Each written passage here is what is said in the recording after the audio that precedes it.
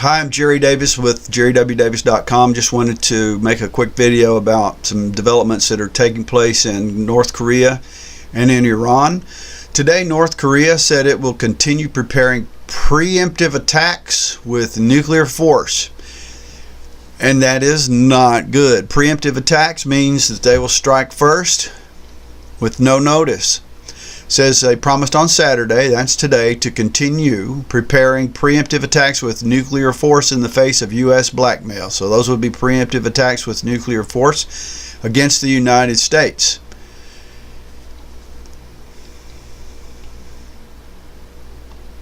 So we know that Kim Jong-un is he's a murderer.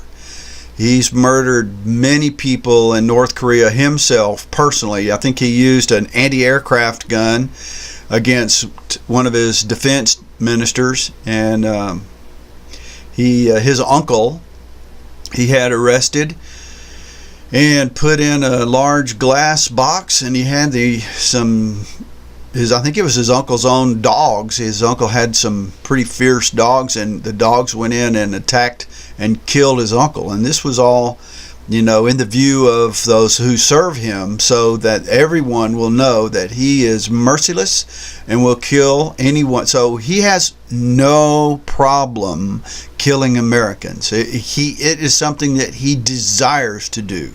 He wants to do it. He wants to survive it, of course. And obviously he'll have some kind of plan for that, but nonetheless, North Korea and Iran are very close trading partners. One of the key components of their trade relationship is in nuclear technology. The Iranians and the North Koreans trade nuclear technologies, including engineering data and equipment, so that they can both become nuclear powers. Now, in Iran today, they blocked their internet. Nationwide, they blocked internet service to mobile devices and things like that because they're having some riots by thousands of people, thousands of Iranians in Iran, ostensibly over prices. But it's very serious because the Iranians they've called up troops against the public protests of these radical Muslim clerics.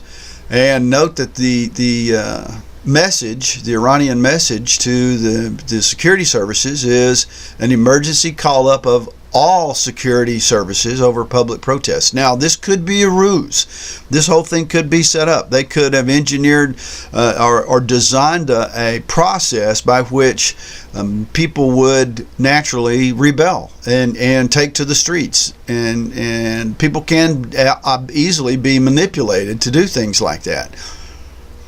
And it could be that they want to call up all of their security services in order to begin war. Because remember, Iran and Korea, they will act together in concert. It won't just be the North Koreans and it won't just be the Iranians. It will be both. They will act together. And I just suspect that that's what this is. This is a ruse.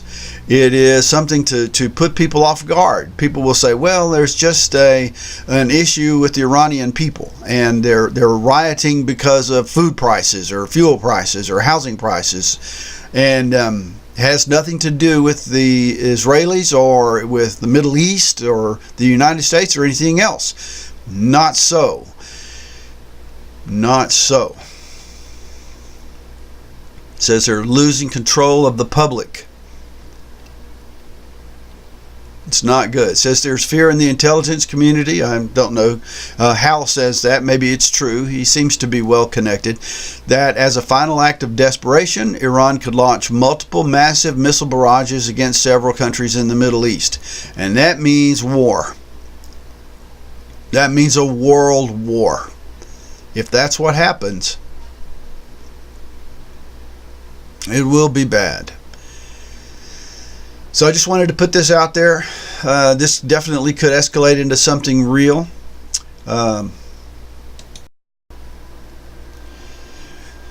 It could be something real because the director of the CIA 2 weeks ago said that war is likely in the next, well, it says war is likely in the next 12 weeks. That's 90 days. That's before March. And the writer, from a source that I have good confidence in, says,